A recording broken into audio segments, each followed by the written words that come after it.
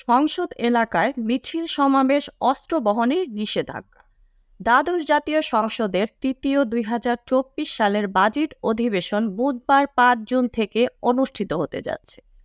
সংসদ অধিবেশন চলাকালে জাতীয় সংসদ ভবন ও এর পার্শ্ববর্তী এলাকার শান্তি শৃঙ্খলা রক্ষার জন্য কিছু নিষেধাজ্ঞা আরোপ করেছে ঢাকা মেট্রোপলিটন পুলিশ ডিএমপি।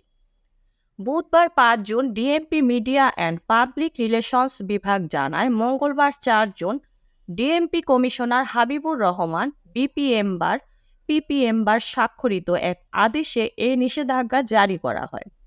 আদেশে 4 জুন রাত 12টা থেকে সংশ্লিষ্ট এলাকায় সব ধরনের অস্ত্রশস্ত্র, বিস্ফোরক দ্রব্য, অন্যান্য ক্ষতিকারক ও দূষণীয় দ্রব্য বহন নিষিদ্ধ ঘোষণা করা হয়েছে।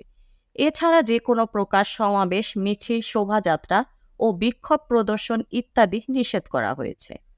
যেসব এলাকায় এই নিষেধাজ্ঞা বহাল থাকবে: ময়মনসিংহ রোডের মহাখালী ক্রসিং থেকে পুরাতন বিমানবন্দর হয়ে বাংলা মোটর ক্রসিং পর্যন্ত, বাংলা মোটর লিংক রোডের পশ্চিম প্রান্ত থেকে হোটেল সোনারগাঁও রোডের শার্ট ফোয়ারা পর্যন্ত, প্রান্তপথের পূর্ব প্রান্ত থেকে গ্রিন রোডের সংযোগস্থল হয়ে ফার্মগেট পর্যন্ত, মিরপুর রোডের শ্যামলী মোড় থেকে ধানমন্ডি 16 পুরাতন 27 নং সড়কের সংযোগস্থল, রোকেয়া সরণের সংযোগস্থল থেকে পুরাতন নবম ডিভিশন উড়োজাহাজ ক্রসিং হয়ে বিজয় সরণির পর্যটন ক্রসিং, ইন্দিরা রোডের পূর্ব প্রান্ত থেকে মানিক মিয়া অ্যাভিনিউর পশ্চিম প্রান্ত, জাতীয় সংসদ ভবনের সংরক্ষিত এলাকা এবং এই সীমানার মধ্যে অবস্থিত সমুদয় রাস্তা ও গলিপথ।